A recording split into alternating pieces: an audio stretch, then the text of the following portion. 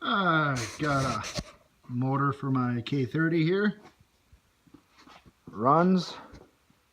It's an 88 Chev 3500, two-wheel drive, unfortunately. And it doesn't have a full floater rear axle, which sucks. So, but since I figured, well, got the whole truck for $250, I'll use the rest of it for storage, and got her all full of parts right now. Fiero parts in those two cabinets, Camaro parts in that one, and see parts of my Fieros and Camaros on top. Good old truck. Did a lot of farm work because it smells like a cow inside. Like a cow just crapped all over the seats, but it is what it is. $250, can't complain. 350, 88. I don't know if these were still 4-bolt mains or not. I don't think so. I think by this point they were all 2 bolts. I don't care. Running motor's a running motor. Runs decent. I mean, if it had probably new plugs, wires, and some other components, this motor would probably run really good. Doesn't do burnouts. We tried that, which sucks. That would have been cool.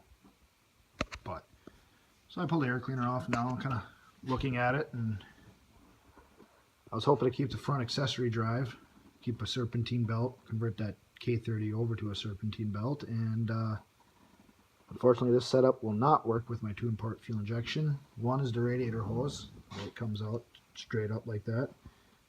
On the tune port, it kind of comes out to the side at a little bit of an angle upward. Also, that's in the front of what would be the intake for the tune port.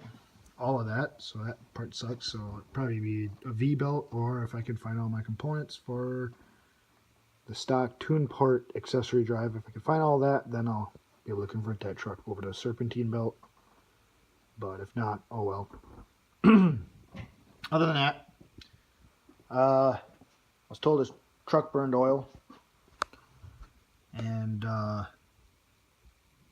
from what he told me, it sounds like valve guides. He said it, like when you add oil, when you first fire it up, it smokes really bad, and then it just kind of chills out afterwards. So I'm assuming valve seals are probably bad with these heads.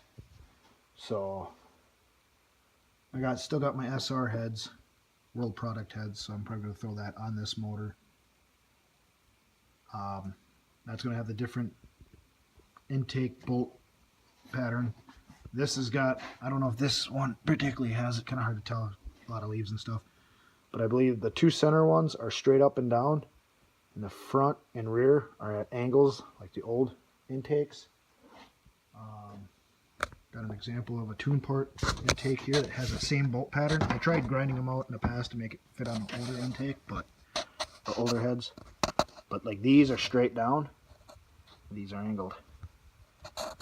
I think it's kind of dumb, because then I believe when they went to Vortex, I believe they're all straight down. They got rid of the angled part. But I do have the one with the necessary angled parts here, mixed with all my LT1 crap. So that is going to be my new project, is pulling this motor out, then disassembling it partially, just the heads and intake, the front accessory drive, then putting the older stuff on it, and then sticking this motor in my K30. So, yep.